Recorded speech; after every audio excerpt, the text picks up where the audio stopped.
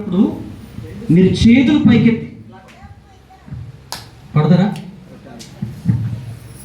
ఒక దిక్కున ప్రార్థనకి వెళ్ళాం.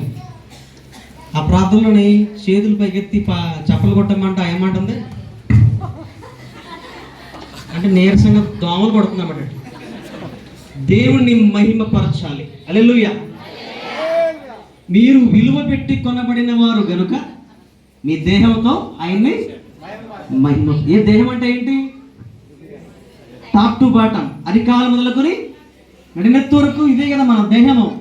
ఈ చేతులు దేవుడికి చప్పట్ల కొట్టాలి. దేవుడి స్తోత్రం. మోకాళ్ళు దేవుడి ముందు వంగాలి. ఆమేన్. నీ నోరు దేవుడిని ఒప్పుకోవాలి. నాలుగు దేవుడిని స్తుతించాలి. నీ కళ్ళు ఆయన వైపు చూడాలి. నీ చెవులు ఆయన మాట వినాలి. టాప్ టు బాటం ఎంత మహిమ శరీరం కనుక ఈ శరీరం దేవుడికి మహిమపరచాలి. హల్లెలూయా. మరొక పాట పాడదాం. ఈ పాట ఇందాక రాసిన పాట ఏమో నేను రాసిన పాట, దేవుడు రాయించాడు. ఏమాత్రం నేను హెచ్చించబడకూడదు, ఆయనే హెచ్చించబడాలి. హల్లెలూయా. ఇప్పుడు ఈ పాట అన్నయ్య గారు రాసిన పాట, విట్రవా గారు రాసిన పాట. మీతో చాలా ఉజ్జీవంగా పాడటానికి ప్రయత్నం చేస్తా. ఈ పాటలో ఒక చరణం ఉంది. ఆ చరణం ఏంటంటే పండుగే పండుగ అని నేను అంటాను, మీరు హృదయం అంతా నిండుగా అనాలి. ఏమంటారు?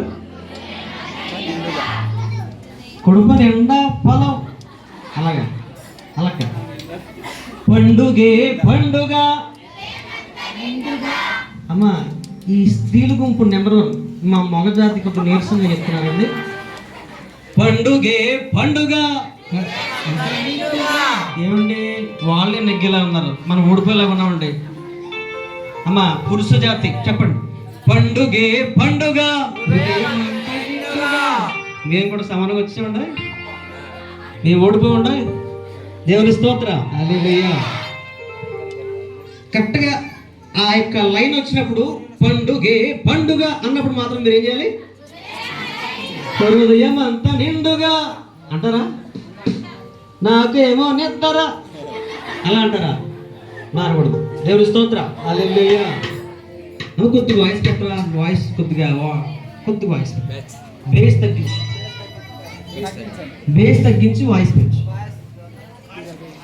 బాగుంది, చాలా బాగుంది.